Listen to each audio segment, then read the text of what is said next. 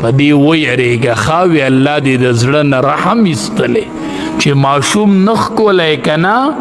نو الله دې د زړه نه رحم ایستلی نبی کریم صلی الله علیه وسلم با دواړه نسی داسې ځان پسې ونیول وی دا زما یو دوه خوشبویه ګلونه دي د جنت دا زما یو دوه خوشبویه ګلونه دي داسې به یې ځان پورې ونیول ښکل به یې کړل ماشومانو سره به مینه کوې ماشومان به ښکلی امام الانبیاء نبی کریم صلی الله علیه وسلم یو ورځ په خپل نوسې ناسو د پاسه په اوږو او نبی علیه السلام روانو نوسې په اوږه اخیستې نو یو کس ورته غږ ورکو وی نعم المرکب یا غلام وی ای الکا ډېره ښکلې سپرلي دي منتهه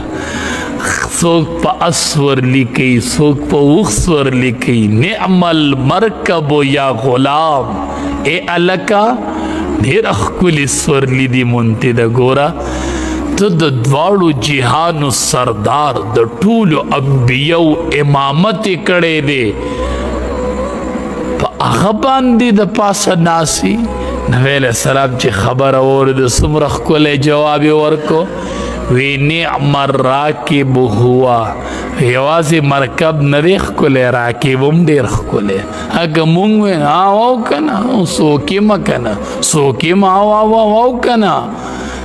نه نبی علیه السلام وی نعم الراکب هو دا راکب هم ډېر ښکلی زندگی بر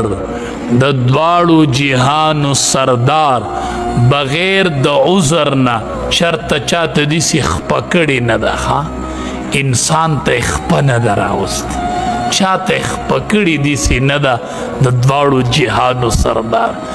ځکه خو پې صحابه داسې میونو داسې نبی علیه السلام به ډېر ښکلي اخلاق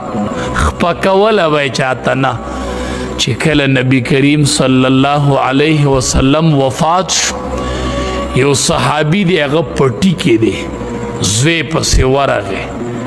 چې څنګه وی بابا جانا پلار ته آواز وکړو پلار ته چې کله آواز وکړو نو پلار پوه شو چې دا آواز د وارخطایۍ دی وی بچیا خبردار داسې آواز ونه کې چې زه د هغې اورېدل نه غواړم مطلب دا که نبی علیہ السلام وفاتی ګورې دا آواز په ما ونه کې ګورې بچی ورته وی زه به هم هغه آواز کوم چې د هغې به ته اورېدل نه غواړې بس امام الانبیاء د دنیا نه لاړ هغه صحابي پاک ځای ودرېد عبدالله ابن عبد ربه په هغه ځای ودرېده وی خدایا ما خو چې ستا نه سترګې غوښتلی وي ما دې دپاره غوښتلی وي چې زه به پې نبی علیه السلام ته ګورم ما خو چې غوږونه غوښتلي وو ما دې دپاره غوښتلي وو چې زه به پې د امام الانبیا خبرې اورم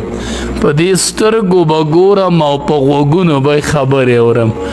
خدای چې امام الانبیا د دنیا نه لاړ نو زما سترګې نه دي پکار زما غوږونه نه دي پکار ما نه سترګې والا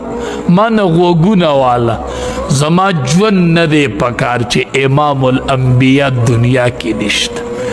داسې مینه یې صحابه له ورکړې وه د دواړو جهانو سردار نبی علیه السلام ورته نعم الراکب هو راکب هم ډېر ښکلی دی